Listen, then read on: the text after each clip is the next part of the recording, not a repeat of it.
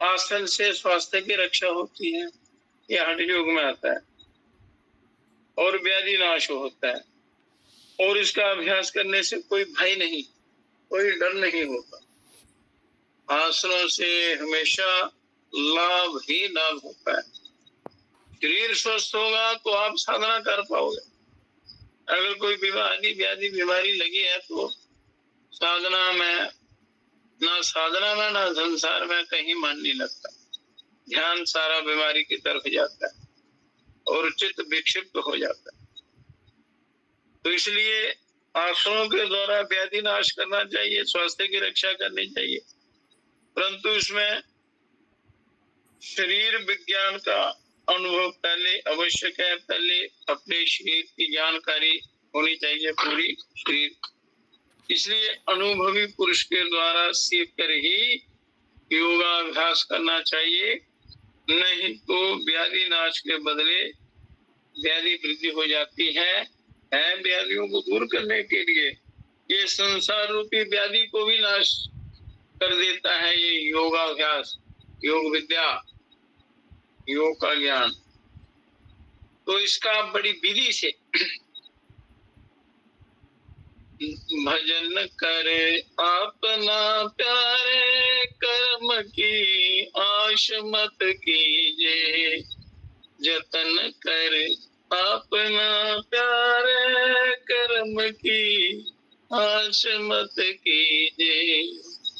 अपनी उन्नति के लिए, ईश्वर प्राप्ति के लिए आपको प्रयत्न करना ही पड़ेगा, ईश्वर का भजन ध्यान साधना करनी ही पड़ेगी, परमात्मा का भजन करना ही पड़ेगा, अन्यथा कुछ भी नहीं मिलता।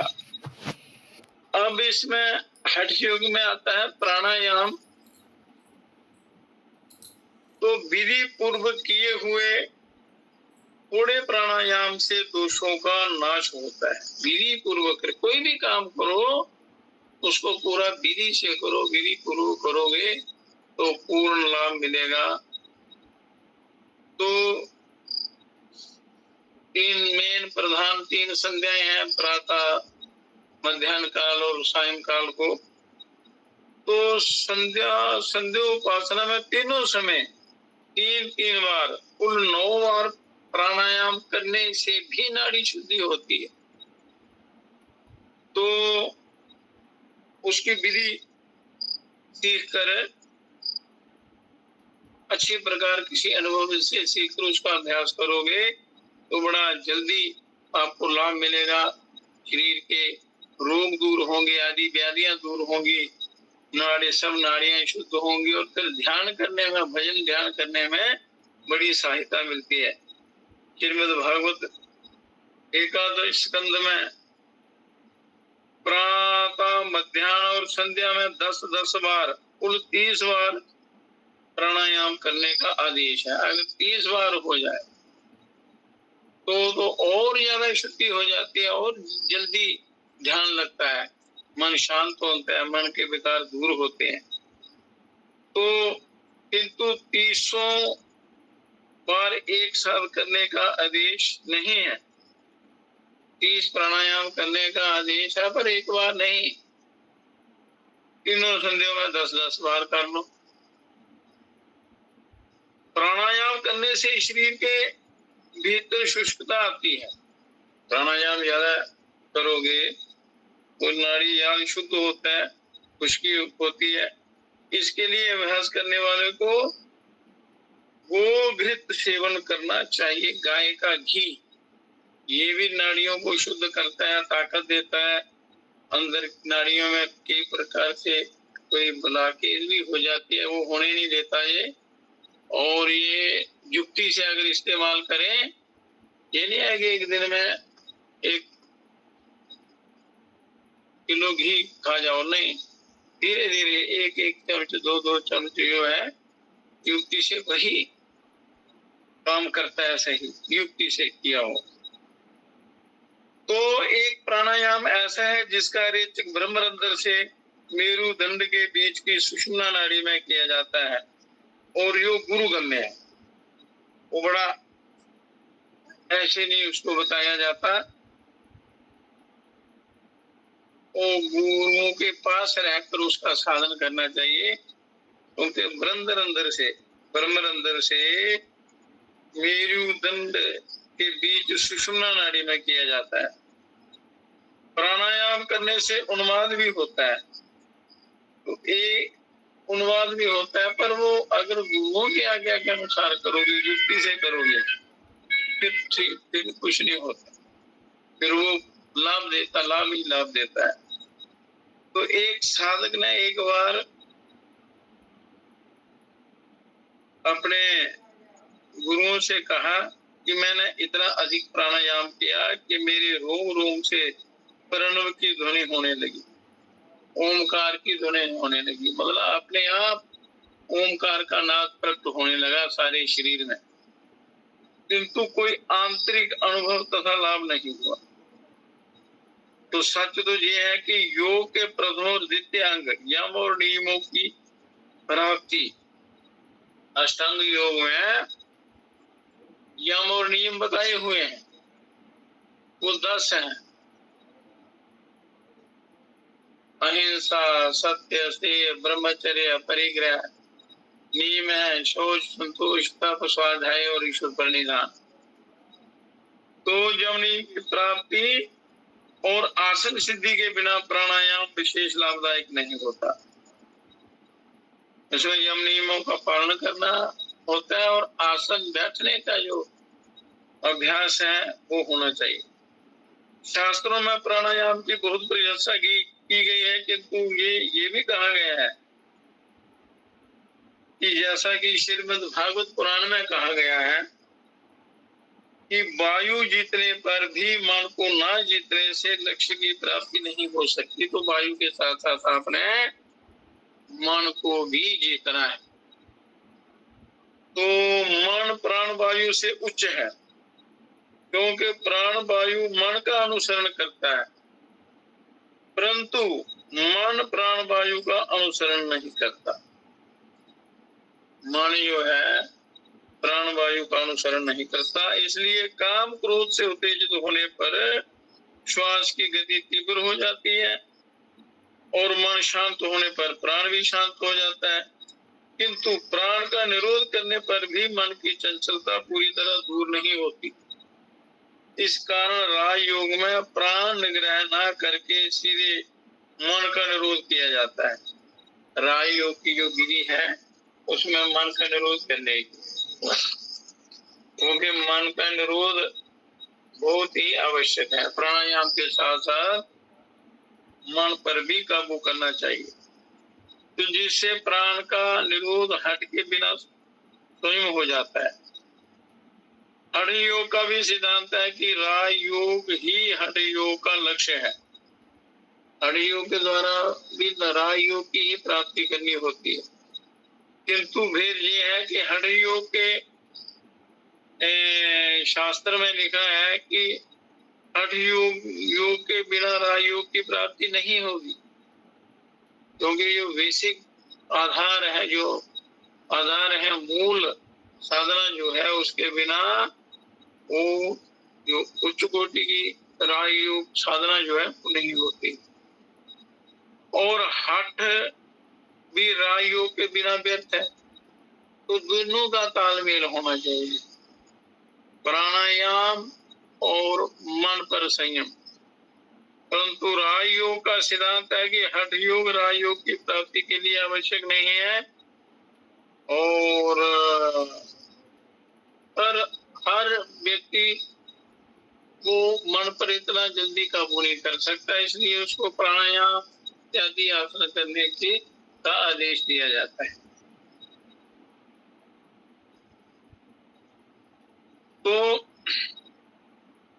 योग के द्वारा शरीर शुद्धि होती है, सब नाड़ियों की शुद्धि होती है, तो उसके द्वारा मन पर काबू करना थोड़ा आसान हो जाता है।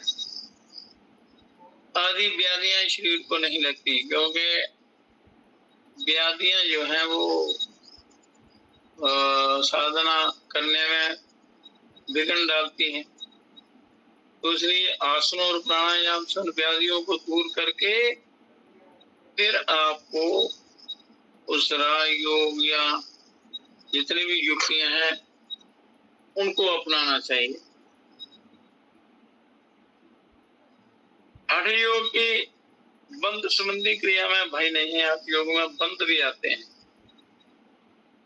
मूल बंध, उद्यान बंध, जलंधर बंध इत्यादि। धोती और जल धोती स्वास्थ्य के लिए उत्तम है। जल धोती होती है कुंजल क्रिया। यल नमक मिश्रित जल पीना, जितना आप पी सकते हैं 2 लीटर के करीब, जितना पी सकते हैं आसानी से पैरों के बल बैठकर पानी पीना और फिर खड़े होकर उसको निकाल देना, कुंजल कर देना, बमन कर देना। वस्त्र धोती और जल धोती, किंतु इनके बदले ऊपर की जठराग्नि के भाग को रबड़ के ट्यूब के द्वारा साफ करना और मलाशय को एनिमा द्वारा साफ करना भी उत्तम है। उसे भी ये शरीर के अंदर जो भोजन करने के बाद जो विषैले पदार्थ पैदा एसिड इत्यादि बनते हैं, उसमें सारे रोग या जो भी दोष होते हैं इकट्ठे होते हैं, तो गमन के द्वारा उनको बाहर निकाला जाता है। नहीं तो धीरे धीरे वो कोई यूरिक एसिड बन जाता है, कोई कुछ बन जाता है, कई प्रकार के रोग पैदा हो जाते हैं।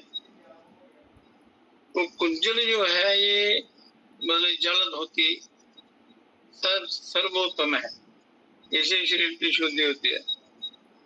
तो हठ योग की क्रिया में ब्रह्मचर्य और सात्विक भोजन जैसे गेहूं, मूंग की दाल, दूध, घी आदि का व्यवहार आवश्यक है, क्योंकि नहीं तो अंदर खुश्की हो जाती है।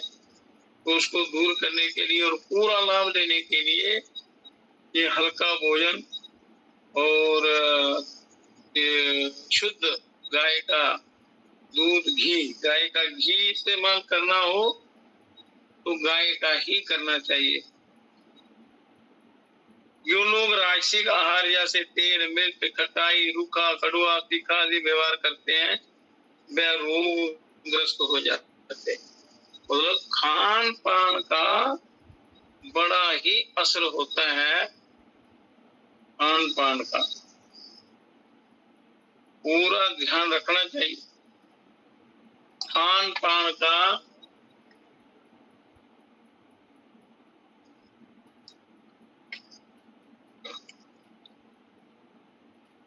परहेज ना करने से, खान पान की शुद्धि से शरीर रोगग्रस्त हो जाता है, क्योंकि साधक का अंतर्भाग जो है वो इन चीजों को सहन नहीं कर पाता, और इस कारण जो हमारे स्वास्थ्य की उन्नति के लिए, अपने स्वास्थ्य की उन्नति के लिए आपको आहार जो है उसका पूरा ध्यान रखना है। साधना में मन क्यों नहीं लगता, वो भी आहार ही कारण होता है। ये सही खाने का तरीका सही ना होना, फिर खाने की मात्रा का पता नहीं, फिर खाना क्या है क्या नहीं खाना है, तो इसका पूरा ज्ञान होना चाहिए। खान पान की शुद्धि रखनी चाहिए। कितने ही हठ योग के साधक केवल क्रिया के कारण असमय में रोगी हो जाते हैं, क्योंकि ज्ञान ना होने के कारण। अगर मूल में भूल नहीं होनी चाहिए, युक्ति छोटी छोटी चीजें जो है उनका बड़ा ध्यान रखना पड़ता है, वो बड़ा काम करता है। अगर कोई चूक हो जाए तो उससे नुकसान होता है, तो इसलिए सबसे पहले जानकारी बड़ी आवश्यक होती है। तो इस समय इस योग को के तत्व को जानने वाले लोग बड़े दुर्लभ हैं, बड़े कम। तो सतयुग में तो बहुत मिल जाते हैं, तो उस समय धर्म ही धर्म होता है। द्वापर, त्रेता और द्वापर में भी धर्म की अधिकता रहती है। परंतु कल युग में ऐसे जानकार मिलना बड़ा कठिन है। मिलते हैं भी, मिले भी तो उसमें उनमें पूरी श्रद्धा विश्वास होना चाहिए, अंदर जिज्ञासा होनी चाहिए सीखने की। तो ये सारे कारण हैं मनुष्य के, जो प्रकृति के विरुद्ध आदमी मनुष्य चलता है और मनमाना आचरण करने से होता है। ज्ञान ना होने से ऐसे कष्ट होते हैं। और यदि कोई सदगुरु मिले और उनकी देखभाल में साधना की जाए तो कोई डर नहीं होता। अगर सदगुरु कोई मिले, अच्छा कोई योगी मिले तो उनकी देखरेख में करेंगे, कोई डर नहीं होता। और एक बार थोड़ा बहुत सीख के फिर उस पर अभ्यास करते रहो तो वो अपने आप तो चलता है सारा सिस्टम अंदर से।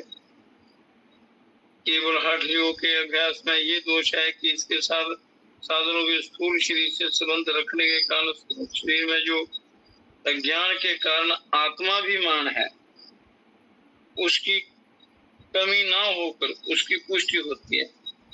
आत्माभिमान हठ योग साधना से लाभ तो होता है, परंतु आत्म ज्ञान या आध्यात्मिक ज्ञान न होने के कारण अभिमान हो जाता है तो उससे भी पतन हो जाता है। वो जो अध्यात्म पथ में बहुत बड़ा प्रतिबंधक है कल्याण में, अभिमान। थोड़ा सा अगर पैसा आ जाए या कोई विद्या आ जाए या कोई योग्यता प्राप्त हो तो उसको बचाने के लिए वो सरलता, विनम्रता, वो योग्यता चाहिए। अगर अभिमान अहंकार आ गया तो वहीं से पतन शुरू हो जाता है। तो राजयोग में तो स्थूल शरीर को केवल घोर माइक मानकर और केवल आवरण समझकर उसकी ओर कुछ भी ध्यान नहीं दिया जाता। राजयोग में केवल अध्यात्म के मैं हूँ, ईश्वर है और दूसरी चीज कोई वस्तु है ना। उसकी अवहेलना करके केवल मनोमय कोश से अभ्यास आरंभ किया जाता है। दूसरा उसमें किया जाता है शरीर की ओर ध्यान ना देकर। तो दूसरा दोष हठ योग में ये है कि इसके अधिकांश अभ्यास स्थूल शरीर संबंधी होने के कारण इसका जो परिणाम होता है वह मृत्यु के समय, जब मृत्यु होती है उस समय शरीर छोड़ देने पर बेकार हो जाता है और आगे उसका प्रभाव नहीं रहता, क्योंकि शरीर का क्या तो उसके साथ साथ आपको आध्यात्मिक होना बड़ा आवश्यक होता है। मानसिक आपकी स्थिति बड़ी उच्च कोटि की होनी चाहिए। राजयोग की मानसिक क्रिया का परिणाम जन्म जन्मांतर तक बना रहता है। जो आपके दृढ़ विचार, मानसिक जो दृढ़ शक्ति है, वो दृढ़ धारणा जो होती है वो कई जन्मों तक रहती है, क्योंकि मृत्यु के साथ साथ अंतःकरण का नाश नहीं होता और स्थूल शरीर का त्याग करने के बाद भी बीज रूप से वर्तमान रहता है। अंतःकरण तो रहता है, ये स्थूल शरीर चला जाता है पर अंतःकरण तो रहता है, सूक्ष्म शरीर तो रहता है, तो उसमें सारे संस्कार रहते हैं। तो इसलिए वो आपकी मानसिक आध्यात्मिक उन्नति बहुत आवश्यक है। अभ्यास के साथ साथ ज्ञान जो है आत्मज्ञान उसको बड़ा सोच समझ कर उसको ग्रहण करना पड़ता है। तो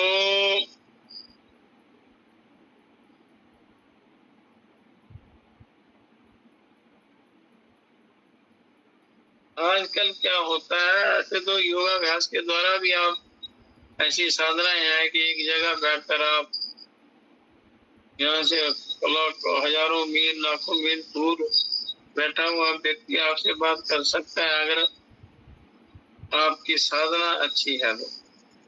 तो आजकल आकाश तरंग के कारण और जो ब्रॉडकास्टिंग द्वारा दूर की बातें सुनी जाती हैं, हम सुनते हैं, तो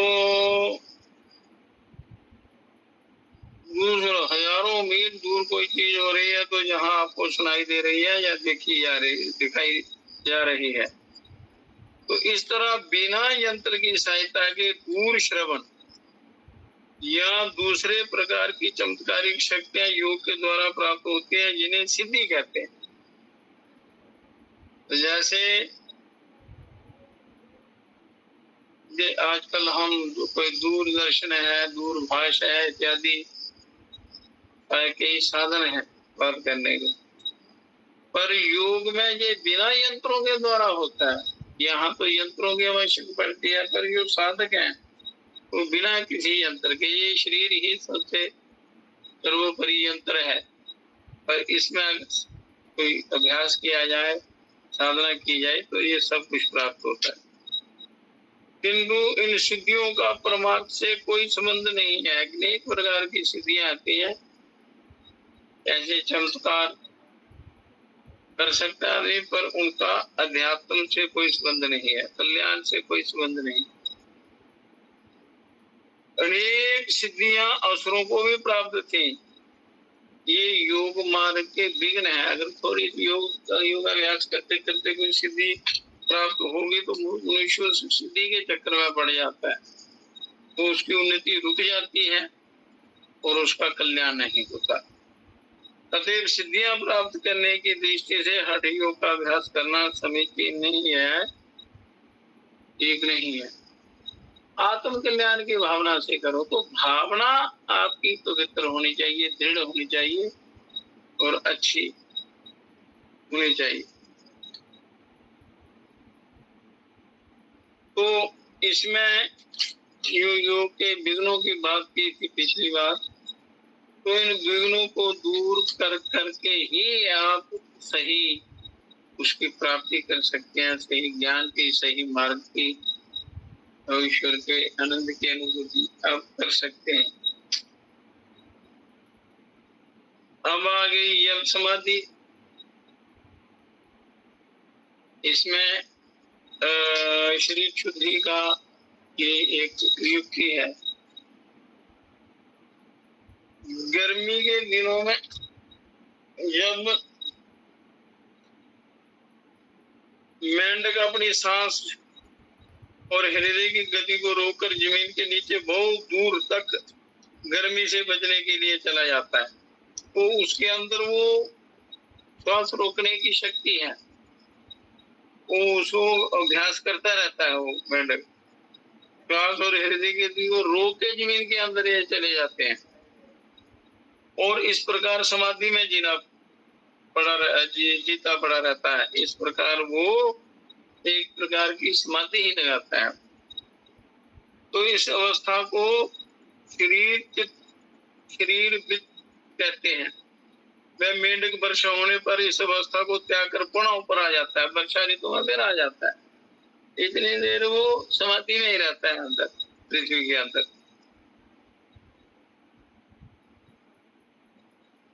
उसको क्लोरोफॉर्म देने पर बेहोशी हो जाती है और सूर्य के आघात का भी प्रभाव मालूम नहीं होता।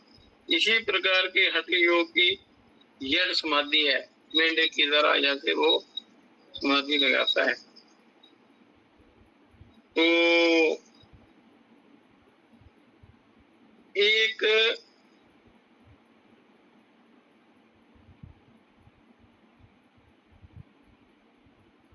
जड़ समाधि सिद्ध साधु ने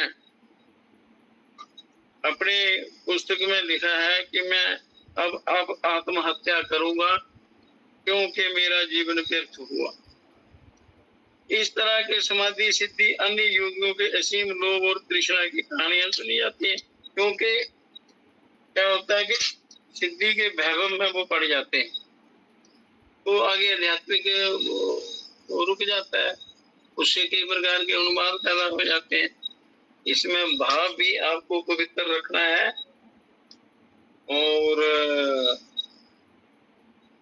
तो इसलिए कहते हैं कि किसी अनुभवी के पास रहकर इस विद्या को सीखकर और आत्म संयम के द्वारा आप आत्म कल्याण कर सकते हैं।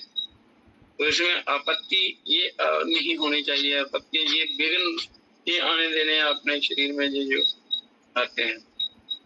तो इस तरह के समाधि सिद्धांत योग में असीम लोभ और तृष्णा की कहानियां सुनी जाती है, ग्रंथों में लिखित होती है।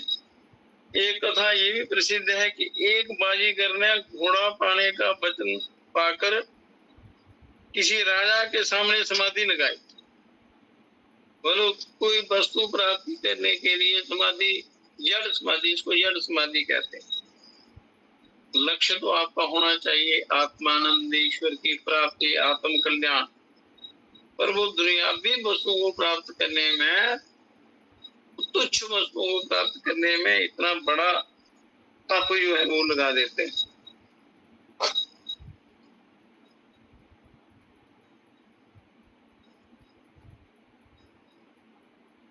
तो जड़ समाधि भंग करने के लिए तो दूसरों की आवश्यकता होती है, जिसके अभाव में वह समाधि भंग कर उठ ना सका।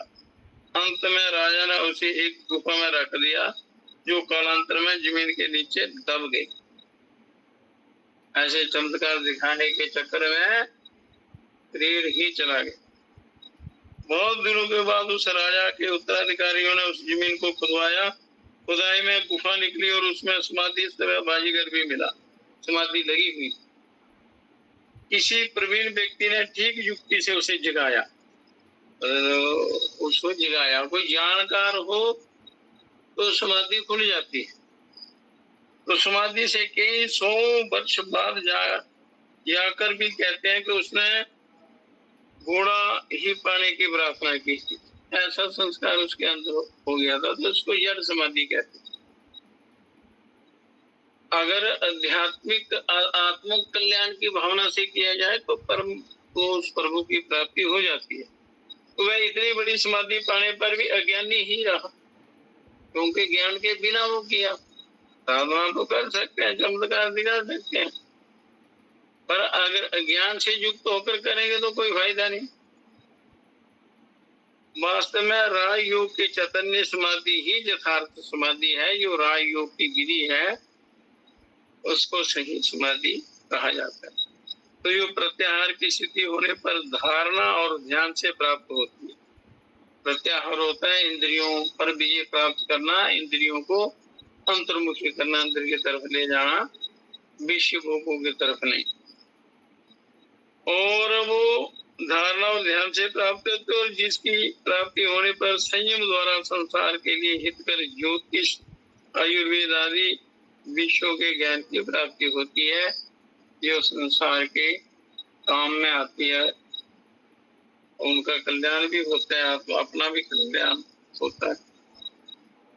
तो कई मतलब योग विद्या से कई प्रकार के लाभ और सिद्धियां प्राप्त होती हैं, परंतु उनका दुरुपयोग नहीं करना चाहिए। दुरुपयोग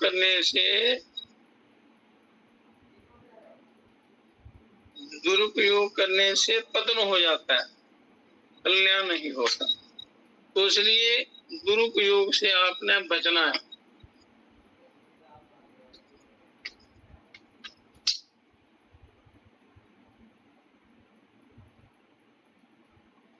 तो जो कुंडली शक्ति होती है, कुंडली की कई दिनों से यहाँ चर्चा चल रही है।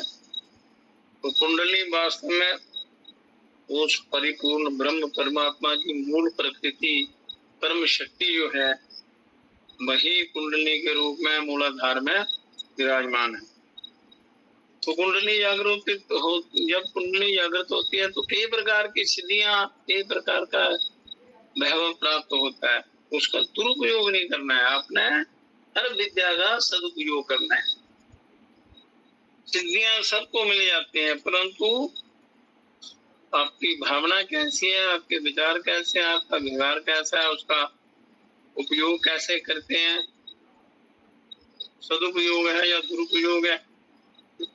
आपने दुरुपयोग नहीं करना है। मानव इंद्रियों का दमन किए बिना केवल स्थूल शरीर के अभ्यास के द्वारा कुंडली का उत्थान और चक्र भेद करने से बड़ी हानि होती है। मानव इंद्रियों का दमन करना ही पड़ेगा आपको, तभी साधना सिद्धि होती है।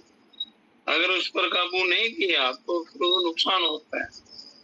भूरलोक और राजसिक तामसिक शुद्ध देव नाना प्रकार का माया जाल फैलाकर असत्य भाषण करके असत्य दृश्य दिखाकर साधे के दोषों को बढ़ाकर तथा उसे भ्रम में डालकर उसका अथापतन कर देते हैं। राजसिक और तामसिक लोग साध्य का पतन कर देते हैं, अथापतन। यदि साधक इनसे बच भी जाए तो भी वह उस जन्म में योगोन्नति नहीं कर सकता, क्योंकि उसके चक्कर निस्तेज और निशक्त हो जाते हैं बिना मान के, संयम के, बिना ब्रह्मचर्य के, बिना मान और इंद्रियों का दमन किए बिना। तो इसके लिए मान और इंद्रियों को जीतना पड़ता है। जिस तरह किसी फूल की कली को तोड़कर उसे खिलाने का यत्न करने पर वह फूल मुरझा जाता है, उसी तरह तड़ियों की क्रिया से चक्कर नष्ट से हो जाते हैं। पर अगर उसमें आध्यात्मिक भाव आपका अच्छा है, उद्देश्य अच्छा है, तो फिर ये बड़ी सहायक होती है। ये क्रियाएं जो हैं बड़ी सहायक होती हैं। आत्मोन्नति में, आत्मज्ञान में, ईश्वर प्राप्ति में इनसे बड़ी सहायता मिलती है। तो अनाहत शब्द जो है ये पूरे ब्रह्मांड में, कण कण में, अणु अणु में ये चल रहा है। अनाहत शब्द आपके अंदर भी, रीढ़ की हड्डी के अंदर भी इसका पूरा संचालन हो रहा है, ये चलता है, नाद हो रहा है। कान बंद कर लेने पर जो 10 प्रकार के शब्द सुनाई पड़ते हैं, अनहद की धुन प्यारी साधो, ओम की धुन प्यारी रे, आसन पद्म बांध कर से, हाथ से आसन पद्मासन लगाकर हाथ के अंगूठों से कान के विवर बंद कर देने, आसन पद्म बांध कर से मूंद कान की बारी रे, मूंद कान की बारी रे, कानों के विवर बंद करके, है ना। जिन दिन में सुरत लगावो होत नाद जनकारी रे, होत नाद जनकारी रे, ओम की धुन प्यारी साधो, अनहद की धुन प्यारी रे। तो 10 प्रकार के शब्द सुनाई देते हैं। पहले मिले जुले शब्द सुनाई देते हैं, नाद सुनाई देते हैं, उसके बाद फिर वो स्पष्ट होने लगते हैं धीरे धीरे। तो वे सूक्ष्म आकाश तरंगों के बाद अथवा भूरलोक के शब्द हैं। ये शब्द भौतिक अथवा भूरलोक के गए हैं। अनाहत अथवा सार शब्द अथवा परम पद नहीं है। शब्द सुनाई देते हैं पर वो लौकिक शब्द सुनाई देते हैं। तो इन शब्दों को निरंतर सुनने से किसी किसी के दिमाग में गर्मी आ जाती है और किसी किसी का अपने ऊपर से प्रभुत्व जाता रहता है और वह भूर लोक के माया जाल में फंस जाता है। तो इसमें ये ध्यान रखना है, पहले अपने आप को तैयार करना है, अपने इस मन को समझाना है कि मुझे केवल आत्मोद्धार के लिए, आत्म कल्याण के लिए साधना करनी है। तो संसारी किसी भी वस्तु की प्राप्ति नहीं करनी है और उद्देश्य अच्छा होना चाहिए, तब मनुष्य इनसे बच सकता है और माया जाल से छूट सकता है। तो इस प्रकार मनुष्य को इन चीजों से बचना चाहिए। पहले ये इसलिए बताया जाता है कि मनुष्य तैयार हो जाए साधना के लिए और जो विघ्न क्या क्या आते हैं उनका भी ज्ञान होना चाहिए, उनको दूर करने का भी पता होना चाहिए। तो इसलिए ये विस्तार से चर्चा होती है। तो बिना विषपान आदि चमत्कार भी योग नहीं है। योग कई प्रकार के खतरनाक वो क्रियाएं करके वो बताते हैं और लोग चमत्कार दिखाते हैं कई प्रकार के, वो भी योग नहीं। योग बड़ी ऊंची और ऊपर की चीज है जिससे ईश्वर की प्राप्ति होती है। मदारियों वाले खेल बताना ये योग नहीं है। शरीर का असाधारण बल प्रदर्शन भी योग नहीं है। बड़े बड़े कठिन आसन भी कर ले, वो भी पूर्ण योग नहीं, योग का अंग है। जैसे यही लोग दिखाते रहते हैं, करते रहते हैं, पर यो अध्यात्म योग है, आध्यात्मिक योग है, अध्यात्म योग जो है वही योग सर्वोपरि है। उसको करने के लिए आपने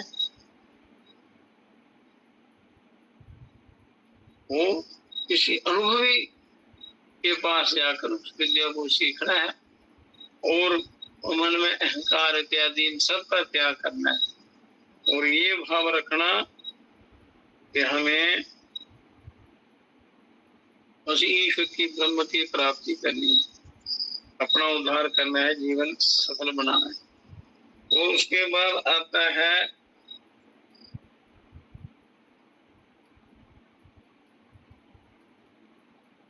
अजपा जाप। ऐसा जाप जो अपने आप होता है, उस पर केवल ध्यान देना होता है। किसी मंत्र का दो भाग करके एक भाग से आपने पूर्ण करना है, मतलब श्वास अंदर ले जाना है। पूर्ण करते हुए मतलब श्वास के भीतर जाते समय जपना और पूर्व पूरा होने पर बहुत थोड़ी देर तक थोड़ी अल्प विराम करना, वहां रुक जाना, कुंभ करना और फिर रेच करते हुए श्वास को बाहर निकालते समय मंत्र के दूसरे भाग का जाप करना और रेच पूरा होने पर फिर वो थोड़ी देर रुक जाना। ये अजपा योग है। कोई भी मंत्र ले लें या कोई आप गुरुओं ने जो मंत्र दिया है उसका ये प्राणायाम के साथ जाप करने का तरीका है अजपा जाप।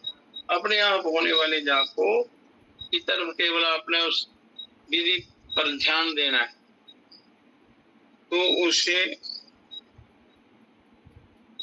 परम कल्याण हो जाता है।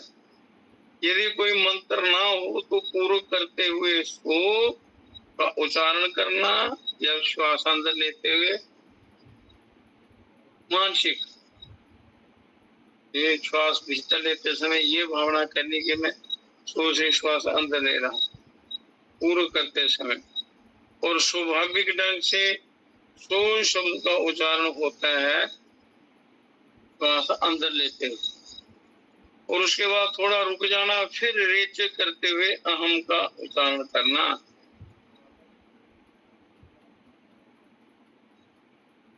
तो अहम तो से अंदर देकर अंदर रुकना, या जैसे राम शब्द से अंदर थोड़ा रोकना, फिर मुंह से बाहर, इस प्रकार इसका निरंतर लगातार अभ्यास करना। तो सो से अंदर लेना, सो की भावना करते हुए हम की भावना करते हुए बाहर निकालना, मतलब रेचक करना। तो फिर थोड़ा रुक जाना, इसे भी अजपा जाप, इसे अजपा जाप ही कहते हैं कि जो अपने आप होता है जाप, उसमें कोई परिश्रम करने की आवश्यकता नहीं। तो इस मंत्र का उच्चारण करने की आवश्यकता नहीं है, इसमें केवल भावना करनी है। आवश्यकता किस चीज की है? केवल श्वास के पूर्व और रेचक की गति पर ध्यान देना। श्वास हम अंदर ले रहे हैं, उसमें एक शब्द की भावना कर लेनी और श्वास बाहर आ रहा है तो ये भावना करने की तो अंदर के जितने भी दोष हैं वो श्वास के साथ बाहर निकल रहे हैं। तो श्वास की गति पर, अंदर बाहर आने जाने की गति पर आपने ध्यान देना है, जिससे स्वयं मालूम होगा कि सोहम मंत्र का जाप बिना उच्चारण किए ही हो रहा है। थोड़ा अभ्यास करने के बाद आपको पता चलेगा। पूर्व में सो और रेचक में अहम दोनों मिलाकर सोहम का जाप बिना जप किए, इसका जप बिना जप किए ये ही हो रहा है, अपने आप होता रहता है। अपने। तो यही अजप जप योग है। इसमें जप में वृत्ति अंतरात्मा पर रखनी चाहिए। वृत्ति जो है अंतरात्मा पर रखनी, किसी चमत्कार पर नहीं या कोई विश्व गोकुल के लिए नहीं। तो सो का अर्थ है, सो मतलब वह ब्रह्म है और वही अहम साधक का जो जीवात्मा है, जो साधना करने वाला है, हम है। दोनों मिलाकर सो हुआ। इसमें पूर्व और विशेषकर रेच के धीरे धीरे करना चाहिए। इसको धीरे धीरे करना है, बड़े आराम से करना है। चाहे 10 बार करो, बड़े आराम से, विधि से। तो ये अजपा योग उत्तम है और इसमें कोई आपत्ति नहीं है, इसमें कोई नुकसान नहीं है। और ये जीवात्मा और परमात्मा के चैतन्य स्वरूप की एकता प्राप्त करने की दृष्टि से किया जाए तो श्री गुरु नानक जी के अनुयायी साधकों में ये अभ्यास बहुत प्रचलित है। तो हम शब्द या राम शब्द या इसका, तो इसलिए इसे राजयोग कहते हैं। ये मन के द्वारा किया जाता है। तो राजयोग की साधना सर्वोपरि है।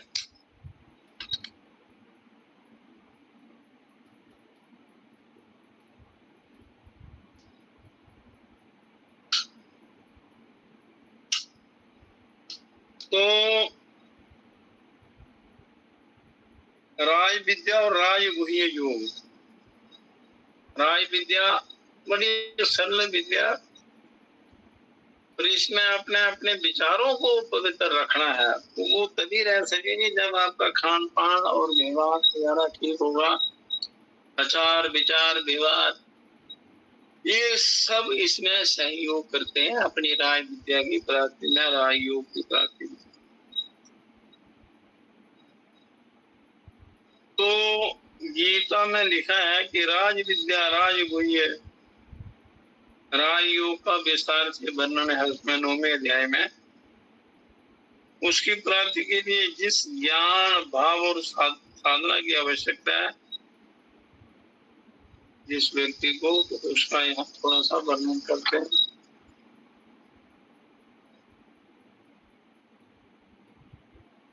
राज योग और राज विद्या राजगुह्य योग क्या है, इसका वर्णन यहाँ करते हैं।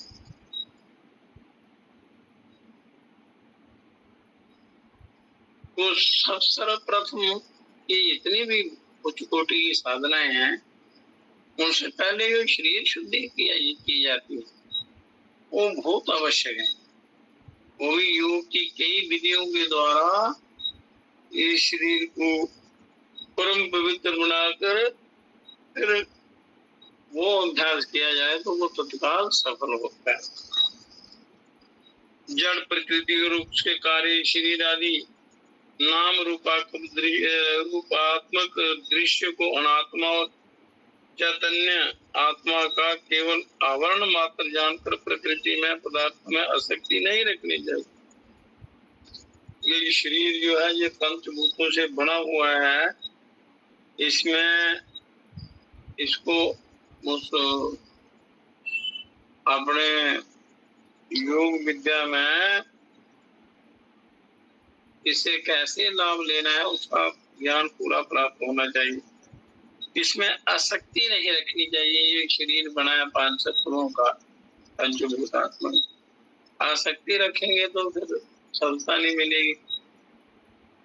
तो अपने चैतन्य आत्मा सहित अखिल विश्व ब्रह्मांड को कारण की दृष्टि से चैतन्य गण श्री परमात्मा का व्यक्त रूप जानकर उसी ज्ञान में दृढ़ विश्वास रखना चाहिए। परमात्मा के उसमें दृढ़ विश्वास रखना चाहिए जिससे ये विद्या सीखी जाती है। इस ज्ञान के आधार पर संपूर्ण दृश्य के प्रति राग द्वेष से रहित होकर सबके अंदर चैतन्य रूप में श्री भगवान अर्थात अपने इष्ट देव को वर्तमान देखना चाहिए। और इसलिए सबको प्रेम और आदर की दृष्टि से देखा और मन से नमस्कार करना चाहिए। ये भी भागवत पुराण में ये कथा आती है 11वें अध्याय के दूसरे श्लोक में। तो श्री भगवान की इन विभूतियों में जो विभूति हृदय को आकर्षित करे, भगवान की जितनी विभूतियां हैं तो उनमें जो जिस तरफ हृदय ज्यादा आकर्षित हो उस रूप में प्रेम पूर्वक भगवान की उपासना और पूजा करनी चाहिए। जिस भी स्वरूप में परमात्मा के जिस भी स्वरूप में आपका मन लगता है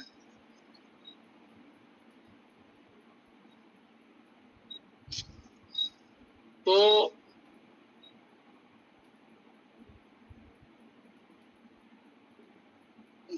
वो उस स्वरूप का आपने ध्यान करना, उसकी पूजा करनी चाहिए, उसकी उपासना और पूजा करनी चाहिए, उसी भगवान के उसी स्वरूप के हैं तो सभी उस ईश्वर के। तो सर्वत्र भगवत भाव की इस दृष्टि के अनुसार आचरण करना चाहिए। अहिंसा, सत्य, अस्तेय और ब्रह्मचर्य।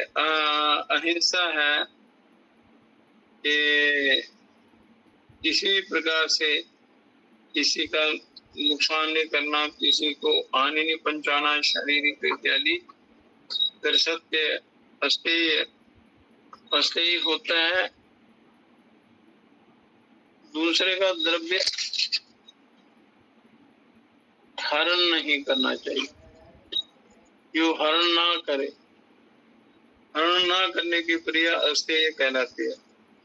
पर द्रव्य का हरण ना करना, ब्रह्मचर्य, इंद्रियों पर निग्रह करना, अपरिग्रह, दूसरे की वस्तु देने पर भी ना ग्रहण करना, शौच दोष आदि का अभ्यास करना चाहिए और इनके विरोधी दुर्गुणों का त्याग करना चाहिए, तभी राजयोग ये सिद्ध होता है। तो यहाँ जो इस ज्ञान के आधार पर शरीर के प्रति अहंता और पदार्थों के प्रति ममता का त्याग कर देना चाहिए और सब प्रकार के कर्मों को श्री भगवान श्री कृष्ण अर्पण या जो भी आपके इष्ट देव हैं अपने इष्ट देव के कर्म समझ कर केवल उन्हीं के निमित्त निस्वार्थ संकल्प कर देना चाहिए और उन कर्मों को श्री भगवान के चरणों पर अर्पित करना चाहिए। काम करते हुए ये ध्यान रखना चाहिए कि केवल ईश्वरानुकूल ही कर्म हो।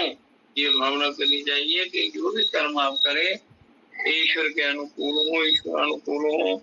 अपने से कदापि ऐसा कोई कर्म ना हो जाए कि श्री भगवान के गुण वचन ईर्ष्या आदि के विरुद्ध हो जाए। अपने संसारिक व्यवहारिक कर्म श्री भगवान अर्थात इष्ट देव के कार्य समझकर उन्हीं के निमित्त निष्काम भाव से करना चाहिए तो जीवन सफल होता है। तो कहने का तात्पर्य ये है कि आपने बुराइयों से दूर रहना है, अच्छाई को बिना किसी अभिमान के स्वीकार करना, अहंकार को खत्म करना चाहिए तो उससे भी शुद्धि होती है, ध्यान साधना में सहायता मिलती है।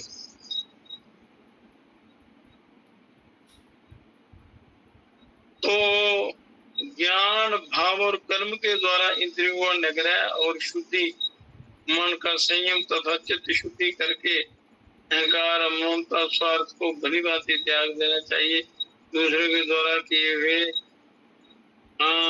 अपमान अपकार आदि को धैर्य पूर्वक सहते हुए जन जनार्दन सब प्राणियों को श्री भगवत रूप जानकर उनके हित साधन को ही श्री भगवान की परम सेवा मानकर उनका संपादन निष्भाव से करना चाहिए, निष्काम भाव से करना चाहिए।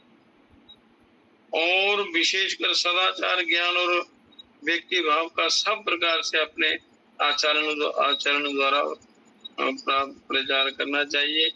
ये भागवत में सारी कथा विस्तार से पूरा ज्ञान वहां दिया। तो श्री भगवान के जिस संपूर्ण साकार भाव के प्रति हृदय का स्वाभाविक झुकाव हो, भगवान के किसी भी रूप में जो स्थूल रूप आपको दिखाई देते हैं किसी एक में पूरी श्रद्धा होनी चाहिए। श्रद्धा सब में हो, पर आपके अभ्यास करने योग्य वो अलग होने चाहिए।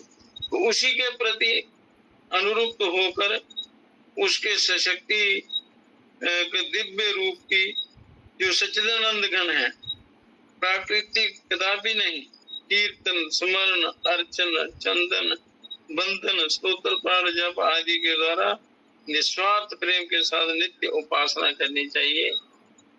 बिना किसी स्वार्थ के, बिना लागा, बिना किसी नागे के निरंतर वो उपासना करनी चाहिए और उसी में चित्त को निरंतर लगाना चाहिए।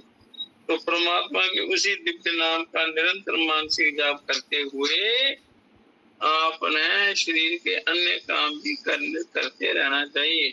शरीर के निर्वाह करने के लिए जो भी साधन हो उस साधन को करने चाहिए। तो साथ साथ में वो साधना भी चलती रहनी चाहिए। तो जितने, क्योंकि समय का कोई पता नहीं कब क्या हो जाना, तो वो समझकर समय से आने से पहले ही, मतलब जो समय है उसका सदुपयोग करते हुए हमें ऐसी घोर साधना कर लेनी चाहिए जिससे हमें भटकना ना पड़े, पतन ना हो जाए। तो ये साधना होगी राज विद्या हुई, जो अंतिम साधना अपने शरीर रूप पिंड के आध्यात्मिक हृदय में जो अंगुष्ठ मात्र का पिंड है, पिंड का केंद्र स्वरूप है, मतलब वर्तमान है, उसमें हृदय शुद्धि आदि के द्वारा स्थिति लाभ कर अभ्यास द्वारा उसमें मन को लय करना चाहिए। और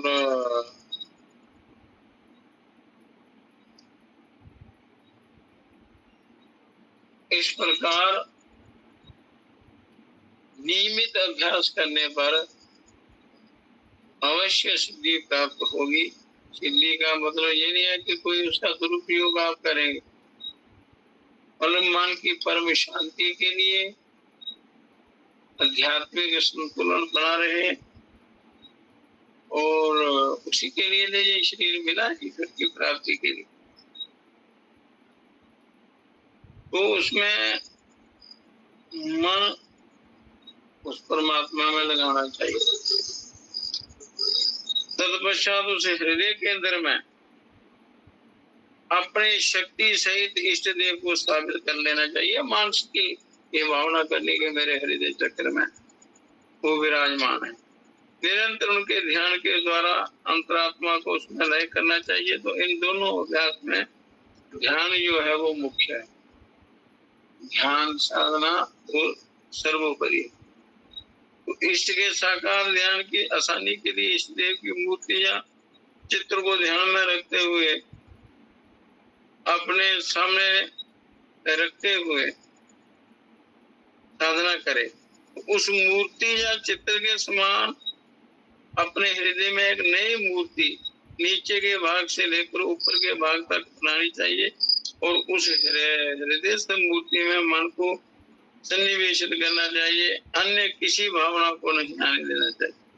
यदि कोई दूसरी भावना आवे तो उसे दूर हटाकर फिर चित्त की मूर्ति में ही संलग्न करना चाहिए। तो इसलिए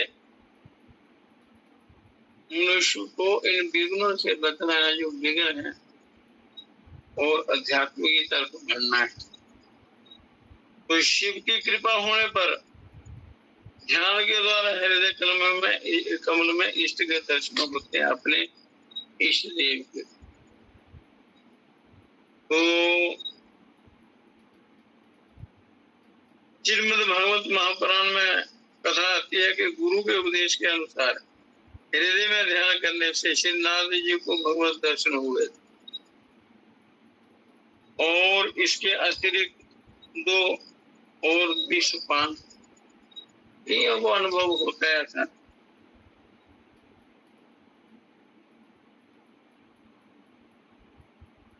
अगर गुरुओं के उपदेश के अनुसार आप चलोगे तो आपको निश्चित तौर पर वो आपको उसकी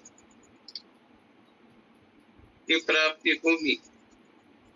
तो जगत गुरु श्री शिव की कृपा से साधक को अपने अदृश्य सदगुरु के दर्शन भी होते रहते हैं, वो हो जाते हैं, और उनके तेज के प्रकाश से अंतर में उनसे संबंध हो जाता है। सदगुरु की कृपा चाहिए, कृपा पात्र बनना पड़ता है, तो फिर वो सारे रोग शोक दोष दूर हो जाते। श्री सदगुरु योगी की योग की यथार्थ उच्च दीक्षा द्वारा साधक का दैवी प्रकृति के प्रकाश के साथ संबंध करा देते हैं। जिस प्रकार की सहायता से सदगुरु साधक को अविद्या अंधकार से पार करके उसके हृदय में इष्ट देव में उसे समर्पित कर और युक्त कर देते हैं, वह सदगुरु की सहायता के बिना कदापि संभव नहीं होता। इसलिए सदगुरु का होना बहुत आवश्यक है। तो अब ये साधना, योग साधना, ये सरल सर्वोपरि और सबका कल्याण करने वाली क्या है ये? तो सदगुरु क्या है? सदगुरु कौन वे होते हैं? और सदगुरु के बिना कृपा नहीं, सदगुरु के बिना वो मार्ग नहीं मिलता। तो जब प्राप्त होता है तो उसमें भी आलस, प्रमाद, निंद्रा, तंद्रा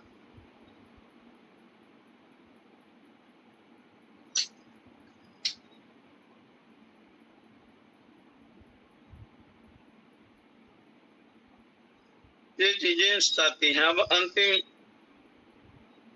श्लोक का वो करते हुए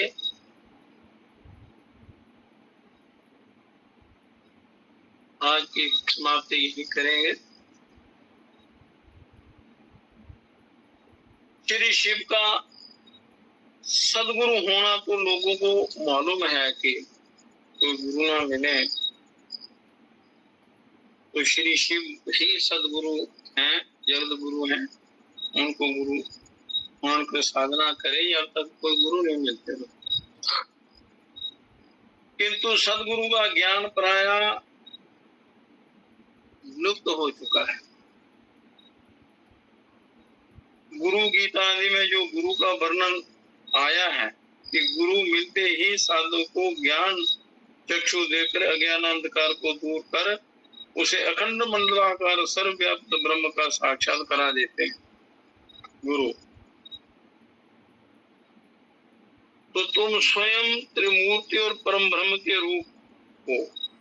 ये जीव मनुष्य स्वयं त्रिमूर्ति ब्रह्मा विष्णु महेश और परम ब्रह्म के रूप है। तो इस वर्णन से त्रिकालदर्शी महर्षि और सिद्धों से तात्पर्य है कि जो यद्यपि आज कलयुग में जो अदृश्य है, कलयुग में वो सामने प्रकट नहीं है, तथापि इस भूलोक में ही वर्तमान है।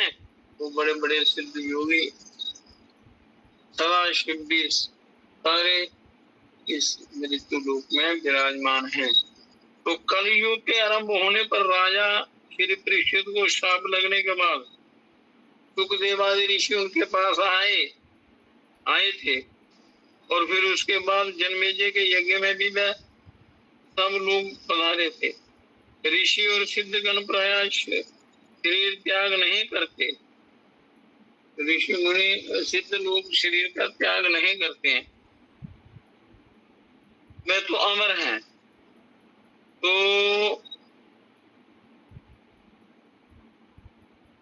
वेदों में, ग्रंथों में, उपनिषदों में, पुराणों में बहुत दिव्य ज्ञान दिया है मनुष्य के उद्धार के लिए, करने कल्याण के लिए। उनका अगर सदुपयोग करें तो कल्याण होता है। तो लिंग पुराण के अध्याय में भी उन सदगुरुओं का वर्णन योगाचार्य के रूप में आया है। और सदगुरु जो हैं जो कल्याण करते हैं बिना किसी स्वार्थ के, तो उनका वर्णन ग्रंथों में है। और उसमें उनके अनेक शिष्यों का भी उल्लेख है। उसमें कहा गया है कि उन लोगों का वास स्थान हिमालय और सुमेरु पर्वत में सिद्ध आश्रम नाम से पुकारा जाता है। यहाँ महाप्रभु रामलाल जी महाराज विराजमान है, वहाँ कई और परम सिद्ध रहते हैं, देवता लोग रहते हैं। वे सब जगत गुरु श्री शिव जी के शिष्य पुत्र के समान हैं, शिव जी के शिष्य पुत्र के समान।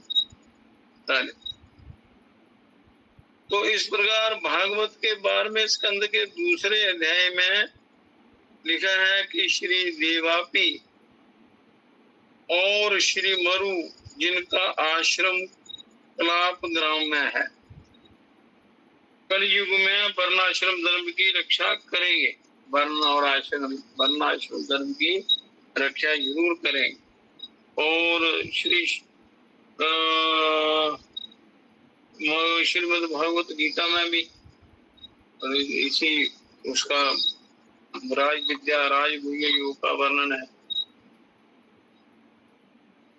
तो अनेक प्रकार के सिद्ध हिमालय में विराजमान हैं और आज भी हैं, पर साधारण लोगों को नहीं मिलते हैं।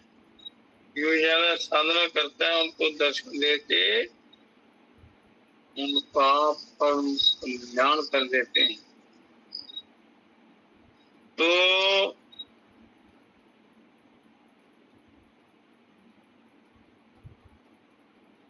इस राज विद्या राजयोग के मार्ग की एक विशेषता है कि इसके सिद्धांत और साधन सर्वमान्य हैं।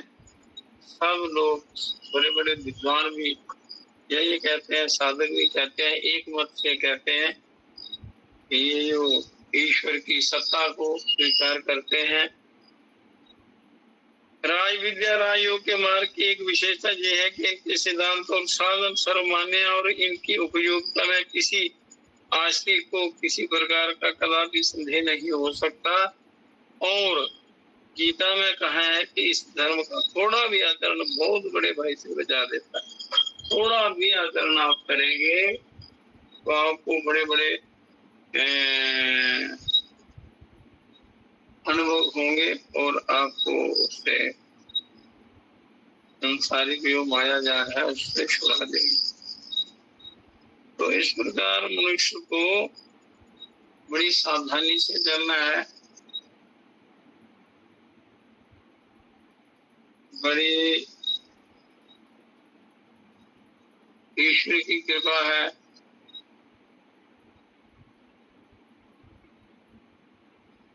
ईश्वर की परम कृपा है कि जो मनुष्य शरीर मिला और साधने बहुत दिए हैं। पर यदि मनुष्य फिर भी आत्म कल्याण के लिए अभ्यास ना करे तो उसका दुर्भाग्य है।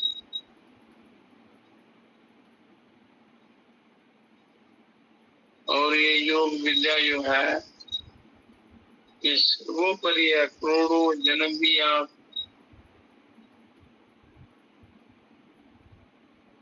वो बिना गुरु के बिना ज्ञान के लगे रहो, कल्याण नहीं होता है। तो इस राज योग की विद्या को प्राप्त करने के लिए आपको सदगुरुओं की शरण में जाकर या उनके पास जाकर उनसे वो समाधान ढूंढना चाहिए, ज्ञान लेना चाहिए। तो गुरुदेव अवश्य ही उसके लिए पूर्ति करते हैं। तो ये विद्याएं उसी समय काम करते हैं जब आपका अंतःकरण पवित्र होता है, अंतःकरण निर्मल होता है। अंतःकरण पवित्र होगा, निर्मल होगा, शुद्ध होगा, तभी अगले कार्य जो है वो सिद्ध होंगे। तो जब आध्यात्मिक अनुभव होता है वो ये बहुत ही आवश्यक है। अगर आध्यात्मिक ज्ञान जो है वो परम कल्याणकारी होता है। आध्यात्मिक अनुभव की कई प्रकार के जो साधना करते हैं हमको बड़ा अनुभव हो जाता है, बड़ी कृपा होती है परमात्मा की, पर उसको आपने गुप्त रखना होता है। तो आयुर्वित्तं ग्रह सिद्ध मंत्र में थूल बेशम दानम मानव अपमान चलू प्यारी यत्नता।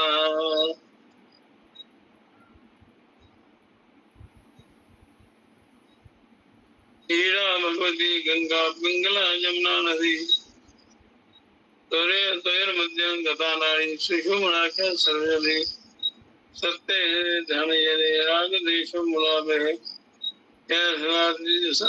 से देते सजाति परमागति। तो इस प्रकार ये ज्ञान प्राप्त करके बिना किसी अहंकार के, बिना किसी उस विकार के आए इसको करना चाहिए, तब कर्म कल्याण हो जाता है और विद्या भी सफल होती है। तो आध्यात्मिक अनुभव जो आपको प्राप्त होता है या गुरु कृपा प्राप्त होती है, देव दर्शन होते हैं, तो इन चीजों को गुप्त रखना चाहिए। आध्यात्मिक अनुभव को प्रकाशित करने से अनुभव आना बंद हो जाता है।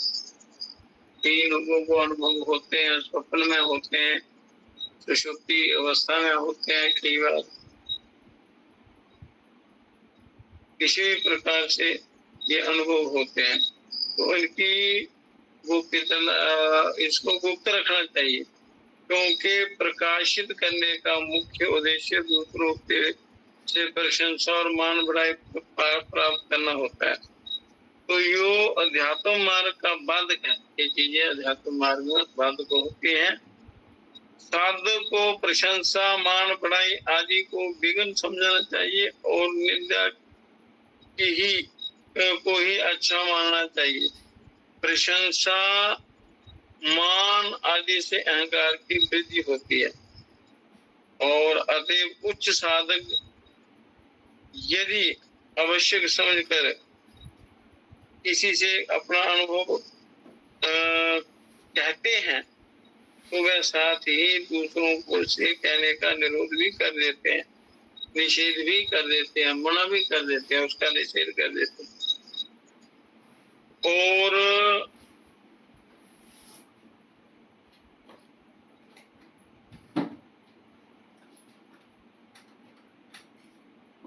जो भी आप अपना आयुर्वित्तं ग्रह चिंतन कि कौन सी चीज किसी को नहीं बतानी चाहिए। ये विद्या योग विद्या या जो सिद्धियां हैं, ये गुरुओं के बिना पहली बार तो गुरुओं की आज्ञा के अनुसार उनके सानिध्य में ये क्रिया करना चाहिए और ये बड़ी आसानी से हो भी जाती है।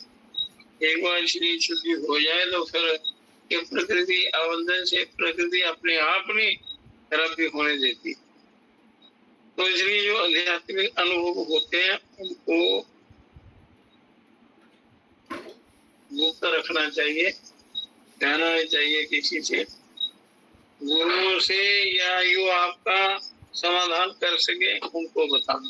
मतलब गुरु लोगों को उनकी आज्ञा के बिना कहीं भी ये कोई भी काम करना चाहिए। तो इस प्रकार दिव्य योग साधना जो है परम कल्याण करने वाली है। इसको बड़े अच्छे ढंग से महर्षि पतंजलि जी ने तो बड़ा विशद वर्णन दिया है ग्रंथ में। तो शास्त्रों में बताए हुए रास्ते पर यदि हम चलेंगे तो वो साधना सिद्धि होगी, सफलता होगी, परम कल्याण होगा। उसके साथ साथ ही आपने अपने इष्ट देव का चिंतन बड़ा जरूरी होता है। इष्ट देव का जानना बहुत जरूरी होता है। जो भगवान का जो भी स्वरूप आपको अच्छा लगे वो करना चाहिए।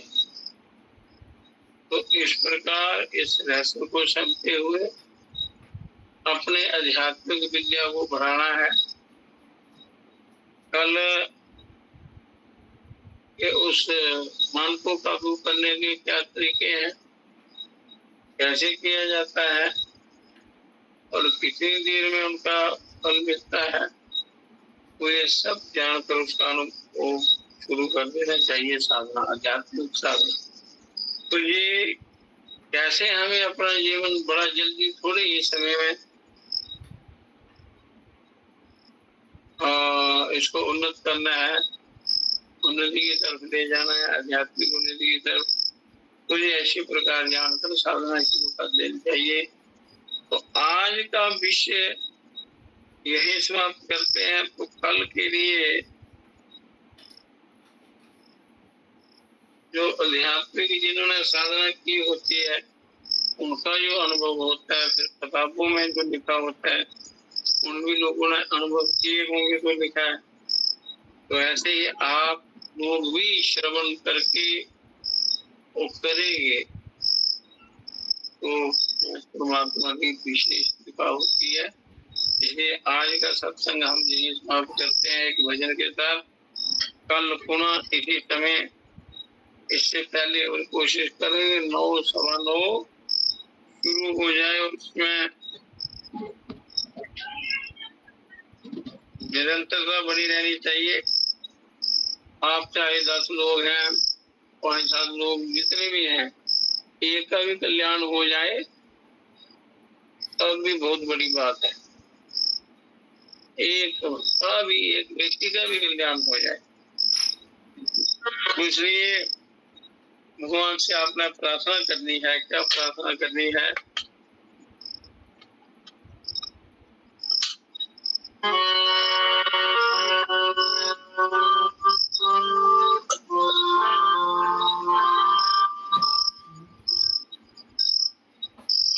ईश तेरा नाम सर्व पाप हरण है, सर्व पाप हरण है। भव सिंधु में पड़े हुए को पार करन। ईश तेरा नाम सर्व पाप हरण है, सर्व पाप हरण है। भव सिंधु में पड़े हुए को पार करन। भव सिंधु में पड़े हुए को पार करन। कारण समस्त विश्व का धारण करे सदा, धारण करे सदा, धारण करे सदा, धारण करे सदा। कारण समस्त विश्व का धारण करे सदा। सब जीव जात का प्रभु एक शरण है। सब जीव जात का प्रभु को एक शरण है। भव सिंधु में पड़े हुए तो पार करना।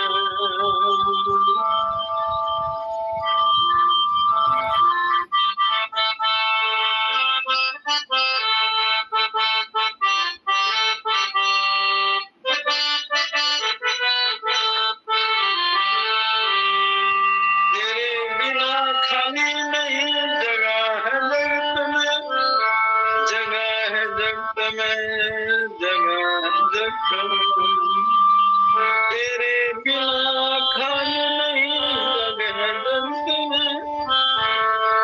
जगह है जगत में नहीं, जगह है जगत में। तेरे बिना खाने नहीं जगह है जगत में। घट घट में तेरी ज्योत का प्रकाश करना। घट घट में जो, घट घट में तेरी ज्योत का प्रकाश करना। भव सिंधु में पड़े हुए को पार करना।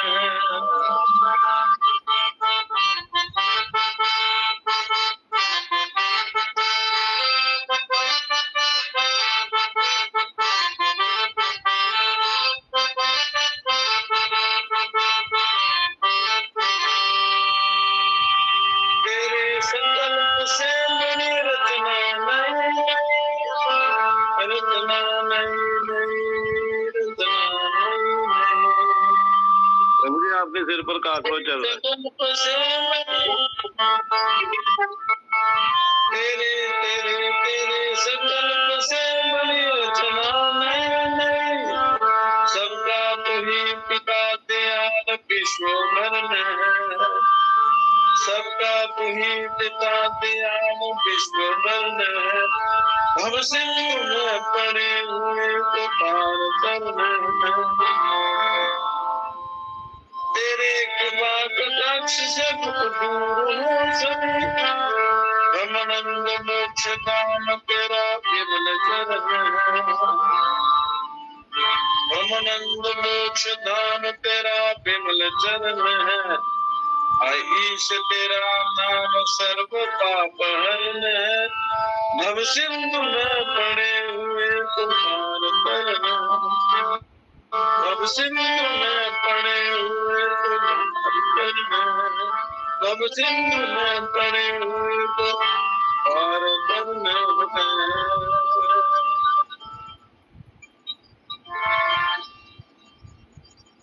हरि ओम तत्सत, हरि ओम तत्सत, हरि ओम हरि ओम हरि ओम हरि ओम तत्सत, हरि ओम हरि ओम हरि ओम।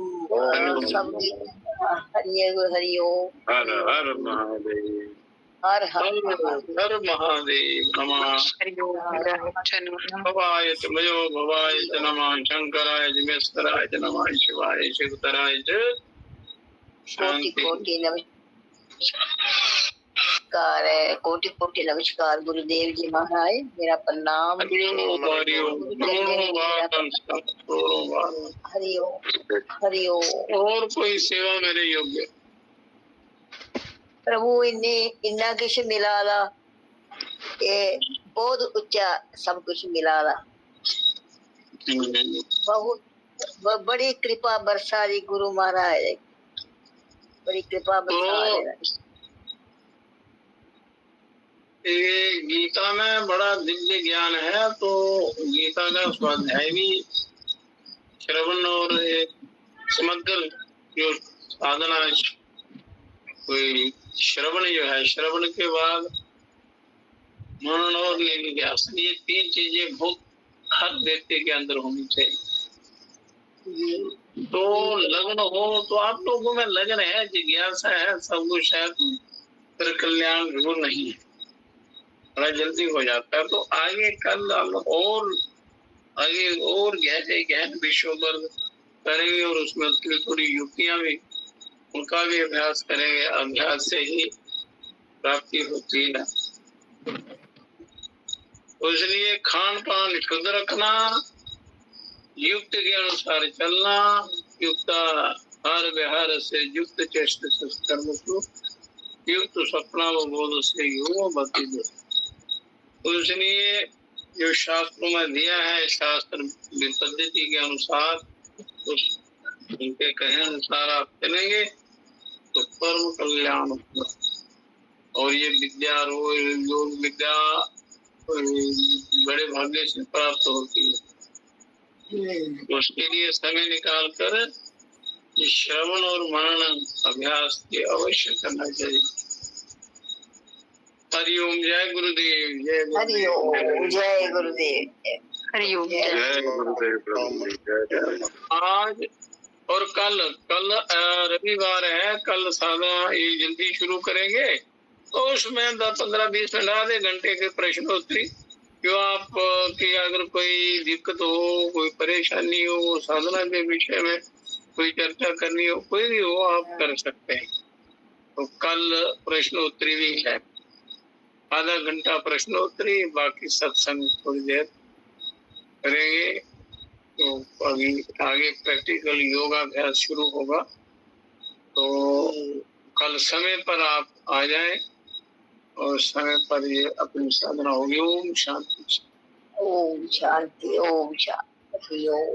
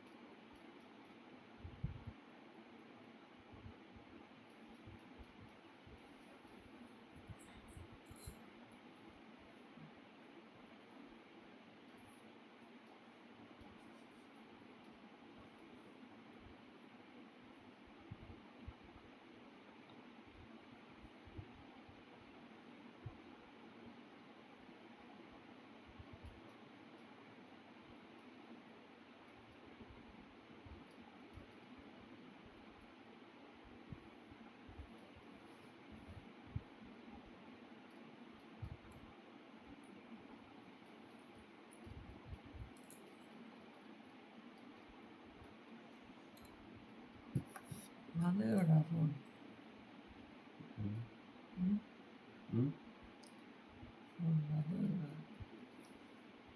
ਮੇਰੀ ਜਿੱਤ ਤਾਂ ਬੰਦ ਹੋਇਆ ਸਕਰੀਨ ਸ਼ਾਟ ਸਟਾਰਟਿੰਗ